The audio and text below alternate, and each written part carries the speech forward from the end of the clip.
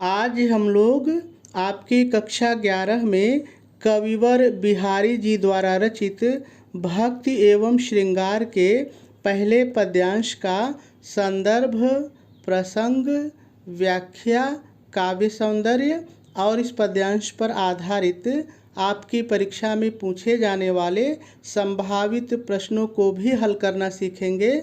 लेकिन सबसे पहले हम लोग हमेशा की तरह इस पद्यांश में जितने भी शब्द आए हुए हैं इन सभी शब्दों का सरल अर्थ जानेंगे। फिर उसके बाद हम लोग इसकी व्याख्या को सीखेंगे। तो चलिए सबसे पहले हम लोग इस पद्यांश में आए हुए सभी शब्दों का सरल अर्थ देख लेते हैं। करव, करव मतलब करे, करव मतलब करे। कुबत, कुबत माने निंदा या बुराई, दोनों होता है। जो आपको अच्छा लगे एक लेके व्याख्या कर लीजिए। जगु, देखिए जगु मतलब जग और जग का मतलब होता है संसार, तो जग माने भी संसार। कुटिलता, कुटिलता मतलब टेढ़ापन या दुष्टता, दोनों होता है। जो आपको अच्छा लगे एक लेके व्याख्या कर लीजिए। वैसे आप कुटिलता कह के भी व्याख्या कर सकते हैं क्योंकि कुटिलता भी अपने आप में सरल और अच्छा शब्द है। तजव, तजव माने होता है छोड़ना, तजव मतलब छोड़ना। न माने नहीं, तो आप इसको कह सकते हैं छोड़ूंगा नहीं, तजव न छोड़ूंगा नहीं। या आप इसको पलट के भी बोल सकते हैं नहीं छोड़ूंगा, तजव न नहीं छोड़ूंगा। जैसा आप वाक्य बनाइए बैठा लीजिए। दीन दयाल, ये श्री कृष्ण के लिए आया है। दीन दयाल का मतलब होता है दीन दुखियों पर दया करने वाला, दीन दुखियों पर दया करने वाला। दुखी होंगे, देखिए दुखी होंगे मतलब दुखी होंगे या कष्ट होगा, दुखी होंगे या कष्ट होगा, जो आपको अच्छा लगे। सरल हिय, देखिए सरल हिय मतलब सरल हृदय, हिय का मतलब हृदय होता है, तो सरल हिय मतलब सरल हृदय। बसत, देखिए बसत का मतलब निवास करना, बसत माने निवास करना। त्रिभंगी लाल, ये श्री कृष्ण के लिए आया है। देखिए त्रि माने तीन होता है और भंग होना का मतलब टेढ़ा होना, तो त्रिभंगी लाल मतलब जो तीन जगह से टेढ़े हों। तो आपने देखा होगा, यदि कोई फ़ोटो आपने देखी हो तो श्री कृष्ण जब बांसुरी बजाते हैं तो वो तीन जगह से टेढ़े हो जाते हैं। उनकी गर्दन टेढ़ी हो जाती है, उनकी कमर टेढ़ी हो जाती है और उनका पैर भी टेढ़ा हो जाता है। तो चूँकि वो तीन जगह से टेढ़े हो जाते हैं इसलिए आया है त्रिभंगी लाल। ठीक है, तो सभी शब्दों का सरल अर्थ हो गया। अब हम लोगों को इस पद्यांश की व्याख्या सीखनी है, लेकिन इसकी व्याख्या को सीखने से पहले हम लोग थोड़ा सा इसका संदर्भ और प्रसंग लिख लेते हैं, फिर उसके बाद हम लोग इसकी व्याख्या को सीखेंगे। तो चलिए सबसे पहले हम लोग इसका संदर्भ लिख लेते हैं।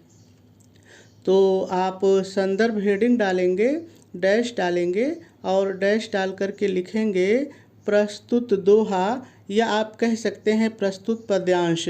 पद्यांश आप सभी को कह सकते हैं, कोई दिक्कत नहीं है, लेकिन ये दोहा है तो हम लोग दोहा भी कह सकते हैं। तो फिर से सुनिए, प्रस्तुत दोहा हमारी पाठ्य पुस्तक हिंदी। देखिए यदि आप आर्ट के विद्यार्थी हैं, कला वर्ग के विद्यार्थी हैं तो आप लिखेंगे हिंदी, लेकिन यदि आप साइंस के विद्यार्थी हैं, विज्ञान वर्ग के विद्यार्थी हैं, तब आप लिखेंगे सामान्य हिंदी। ठीक है, तो फिर से सुनिए, प्रस्तुत दोहा हमारी पाठ्य पुस्तक हिंदी या सामान्य हिंदी के काव्य खंड में संकलित भक्ति एवं श्रृंगार शीर्षक से उद्धृत है। इसके रचयिता कविवर बिहारी जी हैं। पूर्ण विराम लगा देंगे और आपका संदर्भ पूरा हो जाएगा। चलिए अब प्रसंग लिख लेते हैं। तो आप प्रसंग हेडिंग डालेंगे, डैश डालेंगे और डैश डाल करके लिखेंगे प्रस्तुत दोहे में कविवर बिहारी जी ने अपने और अपने आराध्य श्री कृष्ण की त्रिभंगी छवि के बीच साम्य स्थापित किया है। पूर्ण विराम लगा देंगे और आपका प्रसंग भी पूरा हो जाएगा। चलिए अब हम लोग इस पद्यांश की व्याख्या को सीखते हैं। तो सबसे पहले आप व्याख्या हेडिंग डालेंगे, डैश डालेंगे और डैश डाल करके पहले थोड़ा सा आपको अपनी तरफ से जोड़ के लिखना पड़ेगा। आपको अपनी तरफ से क्या जोड़ करके लिखना पड़ेगा, ध्यान से सुनिए।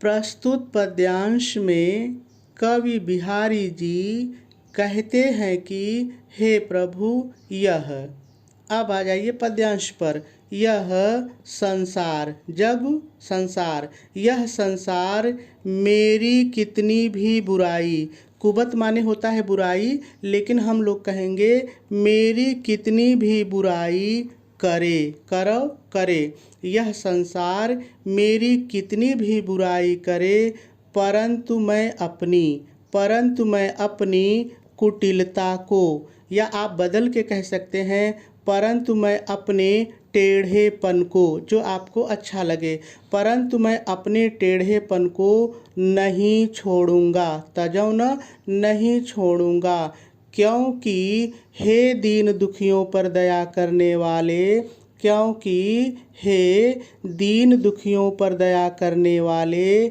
आप त्रिभंगी लाल हैं। अब आपको फिर थोड़ा सा अपनी तरफ से जोड़ के लिखना पड़ेगा। आप त्रिभंगी लाल हैं अर्थात आप जब बांसुरी बजाते हैं तो आपके पैर, कमर और गर्दन 3 जगह से टेढ़े हो जाते हैं। यदि मैं अपनी कुटिलता को छोड़कर सरल हृदय हो जाऊंगा तो आपको मेरे, फिर एक बार सुनिए क्या आपको जोड़ना है, अर्थात आप जब बांसुरी बजाते हैं तो आपके पैर, कमर और गर्दन 3 जगह से टेढ़े हो जाते हैं। यदि मैं अपनी कुटिलता को छोड़कर सरल हृदय हो जाऊंगा तो आपको मेरे, फिर आ जाइए लाइन पर, तो आपको मेरे सरल हृदय में, सरल हृदय में, तो आपको मेरे सरल हृदय में निवास करने में, बसत निवास करने में कष्ट होगा, दुखी होंगे, कष्ट होगा। फिर थोड़ा सा पूर्ण विराम लगा के आपको अपने से जोड़ना है, क्योंकि टेढ़ी वस्तु टेढ़े स्थान में ही समा सकती है, सरल स्थान में नहीं। पूर्ण विराम लगा देंगे और आपकी व्याख्या पूरी हो जाएगी। चलिए एक बार फिर मैं जल्दी से आपको पूरी व्याख्या बता दूं, यदि कहीं नहीं समझ में आया होगा तो समझ में आ जाएगा। देखिए मैंने कहा कि सबसे पहले आप व्याख्या हेडिंग डालेंगे, डैश डालेंगे और डैश डाल करके पहले थोड़ा सा आपको अपनी तरफ से जोड़ के लिखना पड़ेगा। आपको अपनी तरफ से क्या जोड़ करके लिखना पड़ेगा, एक बार फिर से सुन लीजिए। प्रस्तुत पद्यांश में कवि बिहारी जी कहते हैं कि हे प्रभु यह, अब आ जाइए पद्यांश पर, यह संसार मेरी कितनी भी बुराई करे परंतु मैं अपने टेढ़ेपन को नहीं छोड़ूंगा, क्योंकि हे दीन दुखियों पर दया करने वाले आप त्रिभंगी लाल हैं। मैंने कहा फिर अपने से जोड़िए, आप त्रिभंगी लाल हैं अर्थात आप जब बांसुरी बजाते हैं तो आपके पैर, कमर और गर्दन 3 जगह से टेढ़े हो जाते हैं। यदि मैं अपनी कुटिलता को छोड़कर सरल हृदय हो जाऊंगा तो आपको मेरे, फिर आ जाइए लाइन पर, आपको मेरे सरल हृदय में निवास करने में कष्ट होगा। फिर थोड़ा सा लिखेंगे, क्योंकि टेढ़ी वस्तु टेढ़े स्थान में ही समा सकती है, सरल स्थान में नहीं। पूर्ण विराम लगा देंगे, आपकी व्याख्या पूरी हो जाएगी। चलिए अब हम लोग थोड़ा सा इसका काव्य सौंदर्य भी देख लेते हैं। तो देखिए यदि हम लोग रस की बात करें तो इसमें भक्ति रस है, छंद दोहा है। यदि अलंकार की बात करें तो इसमें 2 अलंकार हैं, परिकरांकुर और अनुप्रास। कहाँ पर हैं चलिए थोड़ा सा देख लेते हैं। तो देखिए यदि यहाँ पर कर कुबत देखेंगे तो क और क की पुनरावृत्ति है तो अनुप्रास अलंकार है।